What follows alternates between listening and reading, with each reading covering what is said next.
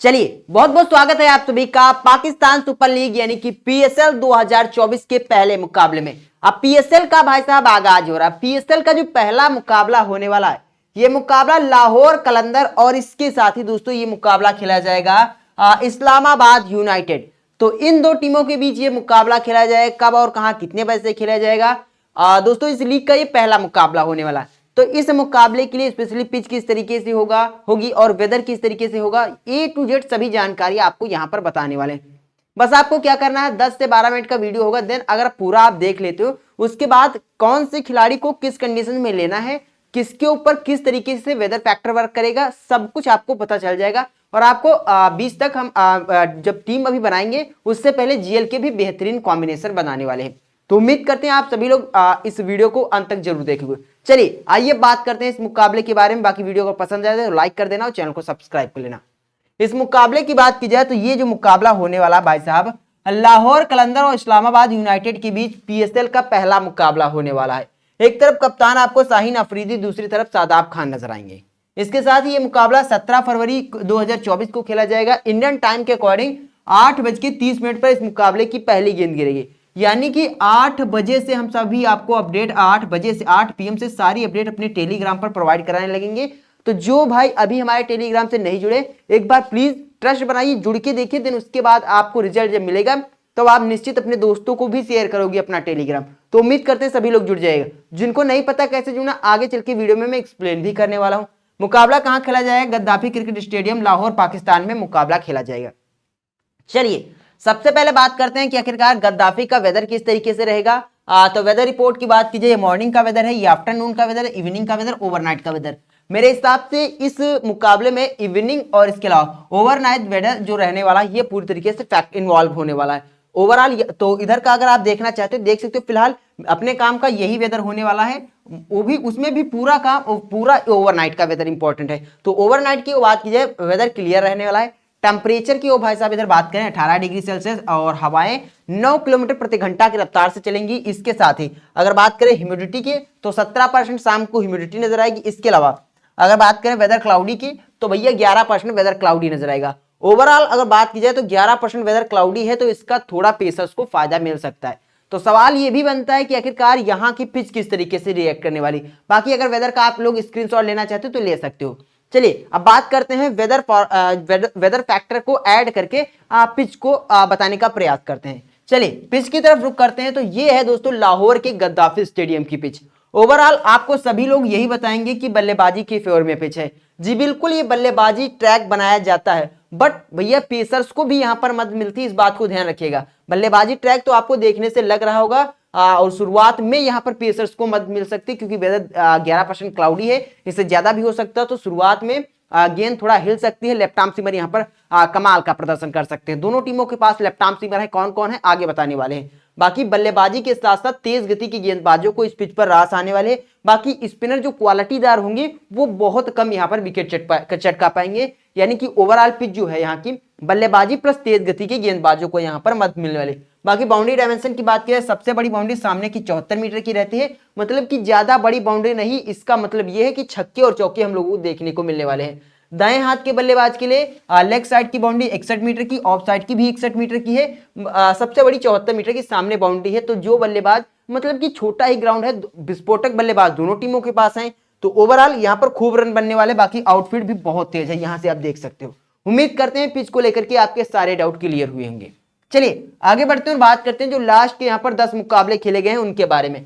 तो लास्ट के 10 match on this venue यानी कि गद्दाफी के इस स्टेडियम में टोटल 137 विकेट गिरे हैं, जिसमें 101 पेसर्स और इसके अलावा स्पिनर को सिर्फ 36 विकेट मिले हैं। तो अकॉर्डिंग टू स्पिन पेसर्स का यहाँ पर यानी कि स्पिनर की तुलना में पेसर्स जो यानी कि तेज गेंदबाज होंगे उनका बहुत ज्यादा हाइप क्रिएट रहता है। मैंने भी आपको बताया। और फिर अगर वेदर फॉरकास्ट को इंक्लूड किया जाए फिर और भी पेसर का ही बाहुल्य और वर्चस्व हम लोगों को देखने को मिलेगा। तो अपनी टीम में बैटिंग प्लस पेसर्स को इंक्लूड करके सबसे अंत में अगर आपको लेना है क्वालिटीदार स्पिनर तो लेकर के चल सकते हो। फिर वो शादाब वगैरह हो सकते हैं जो अच्छी बल्लेबाजी करते हैं। तो इस तरीके से लास्ट के 10 मुकाबले हैं। चलिए आगे बढ़ते हैं और बात करते हैं दोस्तों यहाँ पर एवरेज इनिंग स्कोर के बारे में। फर्स्ट इनिंग एवरेज स्कोर 179 है, सेकंड इनिंग एवरेज स्कोर 149 है। फिलहाल मेरे हिसाब से भले ही ये स्कोर है, टॉस जीत करके कप्तान को पहले गेंदबाजी करना चाहिए क्योंकि चेजेबल ग्राउंड है, चेज होने वाले हैं यहाँ स्कोर। चलिए आगे बढ़ते हैं और बात करते हैं दोस्तों total match on this venue के बारे में। ग्राउंड पर टोटल यहाँ पर दोस्तों 41 मुकाबले खेले गए। बैटिंग फर्स्ट करने वाली टीम को 27 मुकाबलों में और इसके अलावा बॉलिंग फर्स्ट करने वाली टीम को 14 मुकाबलों में जीत मिली है।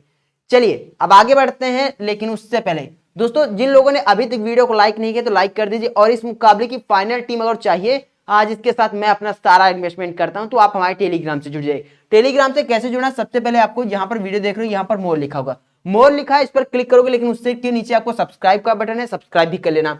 तो इस पर क्लिक करोगे इस तरीके का एक पेज ओपन होगा, यहाँ पर आपको हमारे टेलीग्राम का लिंक नजर आएगा, इस लिंक पर क्लिक करना, इस तरीके का एक पेज ओपन होगा, यहाँ पर ज्वाइन नाउ का ऑप्शन मिल जाएगा, इस पर क्लिक करोगे आप भी हमारे टेलीग्राम से जुड़ जाओगे, जहां पर टॉस के बाद आपको सभी अपडेट फ्री मिलती है और फ्री में टीम मिलने वाली है। तो उम्मीद करते हैं आप लोग जरूर टेलीग्राम से जुड़ोगे। चलिए आगे बढ़ते हैं और बात करते हैं प्लेइंग 11 के बारे में।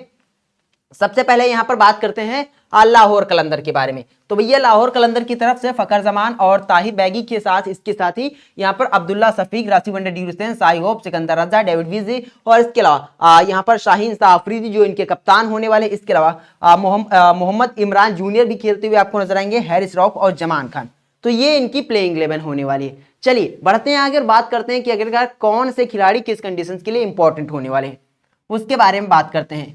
अब बात करें यहाँ पर फकर जमान के बारे में। फकर जमान मेरे हिसाब से इंपॉर्टेंट पिक है और जीएल के लिए आपकी कप्तान की एक यूनिक पिक होने वाले है। बाकी ताहिर बैगी को अगर मोहम्मद ताहिर बैगी को ड्रॉप करना चाहिए ड्रॉप कर लीजिएगा, मेरे हिसाब से उतना यहाँ पर सफल होकर के नहीं खेल पाएंगे। चाहे लाहौर कलंदर की टीम पहले बल्लेबाजी करे या इस्लामाबाद यूनाइटेड, दोनों में से एक का ओपनर जो होने वाला एक ही बल्लेबाजी स्कोर करेगा, तो मेरे हिसाब से आप इनके साथ जाइएगा, इनको ड्रॉप कर सकते हो। इसके अलावा अब्दुल्ला शफीक इंपॉर्टेंट है, अगर ओपन करेंगे तो फिर मैं अब्दुल्ला को ही लेकर के चलूंगा। बाकी जब यहाँ पर ताहिर बैगी को ड्रॉप करे तो ये इंपॉर्टेंट हो जाएंगे, क्योंकि यहाँ जब विकेट गिरेंगे तो ये अनुभवी खिलाड़ी है, पारी को जरूर संभाल लेंगे।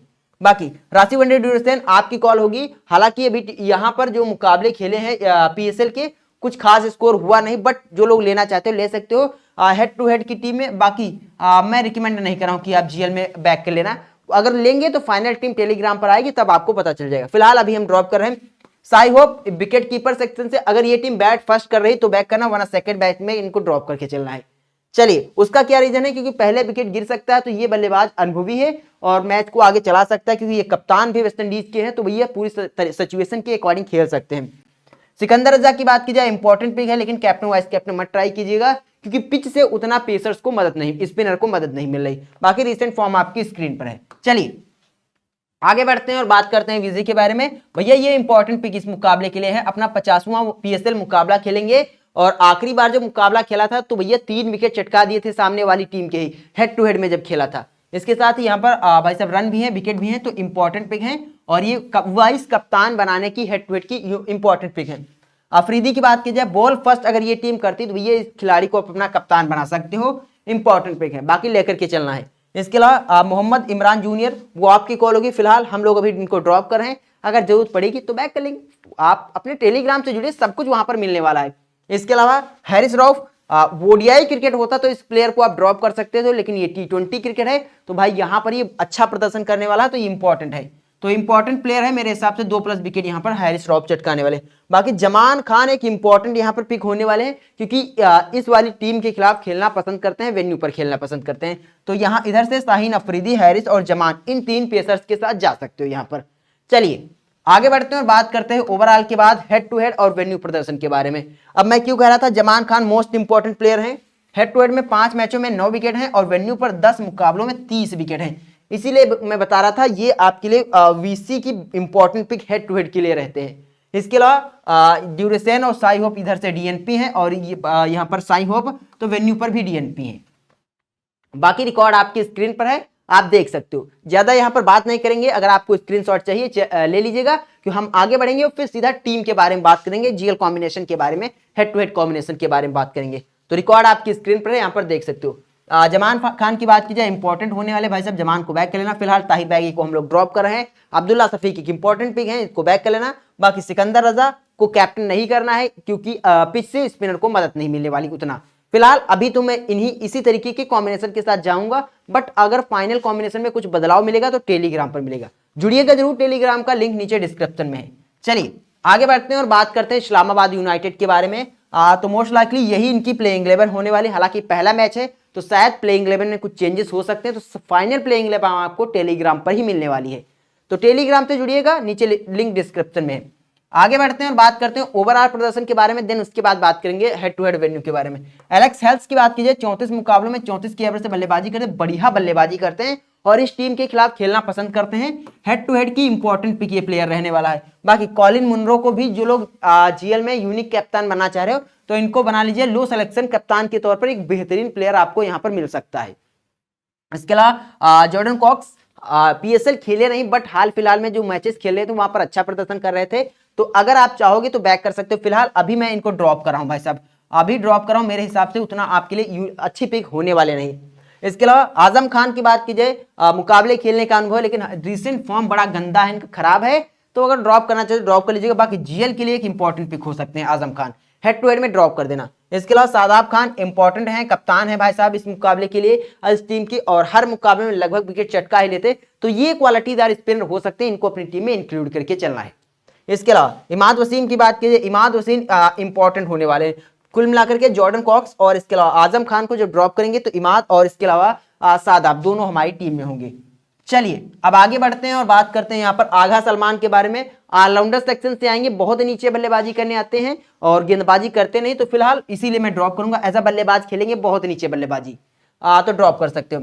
फहीम अशरफ की बात की जाए, आगा सलमान को आप ड्रॉप करके फहीम अशरफ को अपनी टीम में इंक्लूड कर सकते हो। 14 मुकाबलों में एक भी मुकाबले में गेंदबाजी नहीं की है, तो इनको इंक्लूड कर सकते हो अगर आप लेना चाहते हो, तो ये प्लेयर इंपॉर्टेंट होने वाला है आपके लिए। इसके अलावा ताइमर मिलिस की बात की फिलहाल ताइमर मिलिस को हम लोग अभी ड्रॉप कर रहे हैं क्योंकि अपने पास उतनी जगह है नहीं। इसके अलावा आगे बढ़ते हैं और बात करते हैं नसीम शाह, एक इंपॉर्टेंट पिक होने वाले हैं, स्पेशली जब बॉल फर्स्ट करे तब नसीम शाह को बैक कर सकते हो। इसके साथ ही रील्स की बात की जाए तो भैया 44 मुकाबलों में 42 विकेट हैं। इकॉनमी आपकी स्क्रीन पर उतना अच्छा खासा प्रदर्शन नहीं निकल के है। फिलहाल नसीम शाह अपने पास होने वाले, हालांकि इनके पास और भी प्लेयर हैं, इनके भाई उबैद शाह वगैरह इन्हीं के पास हैं, तो वो भी इंपॉर्टेंट, अगर खेलते हैं तो उनको भी बैक करना होगा। फिलहाल ये रहने वाला इनका ओवरऑल। बढ़ते हैं आगे और बात करते हैं हेड टू हेड वेन्यू के बारे में। आपकी स्क्रीन पर जॉर्डन कॉक्स अभी तक खेले नहीं, वही सब डेब्यू करेंगे यहाँ पर, मोस्ट लाइकली यहाँ पर खेलने का इनको मौका मिलेगा। बाकी हेल्थ की बात की जाए, 39 की एवरेज से इधर और इधर 51 की एवरेज से बल्लेबाजी करे। क्यों मैं कह रहा था जीएल के लिए आपको यूनिक पिक मिलने वाले, आप देख सकते हो। बाकी मुनरो भी इंपॉर्टेंट पिक है, इसीलिए मैं बता रहा था। बाकी इधर से इमाद वसीम को बैक कर लेना, आगा सलमान को ड्रॉप करना, फहीम अशरफ आपकी कॉल होगी, अगर आप बैक करना चाहोगे तो बैक कीजिएगा। इसके अलावा ताइमर मिलिस को ड्रॉप कर रहे हैं, नसीम शाह को बैक कर रहे हैं और शादाब कप्तान है, आजम फिलहाल ड्रॉप कर रहे हैं। तो इस तरीके से खिलाड़ियों का हम लोगों ने चयन किया है, तो आंकड़े आपकी स्क्रीन पर है। बढ़ते हैं आगे, बात करते हैं इन आंकड़ों को देख करके जो फाइनल फैंटेसी टीम बनाई उस टीम के बारे में। हालांकि ये फाइनल नहीं, फाइनल आपको टॉस के बाद हमारे टेलीग्राम पर मिलेगी, उसका लिंक आपको वीडियो के नीचे डिस्क्रिप्शन में मिल जाएगा। चलिए इस टीम की वो बात करें तो इस टीम में विकेट कीपर सेक्शन से फिलहाल मैंने आजम खान का चयन किया है। फिलहाल अगर इनको आप ड्रॉप करना चाहते हो तो साई होप के साथ यहाँ पर जा सकते हो, वो आपकी कॉल होने वाली। अभी फाइनल टीम में अगर चेंजेस करेंगे तो आपको बता देंगे। इसके अलावा बल्लेबाजी सेक्शन की बात की जाए तो Fakhar Zaman, Alex Hales, Colin Munro और अब्दुल्ला शफीक हमारे पास होने वाले हैं। ऑलराउंडर डिपार्टमेंट की बात की जाए तो इस सेगमेंट से हमने उठाया है शादाब खान, इमाद वसीम, सिकंदर रजा और डेविड विजे का हमने चयन किया है। इसके अलावा बॉलिंग डिपार्टमेंट की बात की जाए शाहीन अफरीदी और हैरिस रऊफ हमारे पास होने वाले हैं। इसमें कप्तान की बात की जाए तो कप्तान मैंने शादाब को बनाया, वाइस कप्तान यहाँ पर फखर जमान को बनाया। तो अभी मैंने इन्हीं 11 खिलाड़ियों का चयन किया है, फाइनल नहीं, फाइनल आपको पता है टॉस के बाद टेलीग्राम पर मिलते हैं, तो टेलीग्राम से जुड़िएगा, लिंक आपको इसी वीडियो की डिस्क्रिप्शन में मिल जाएगी। वीडियो देखने के लिए आपका बहुत बहुत शुक्रिया।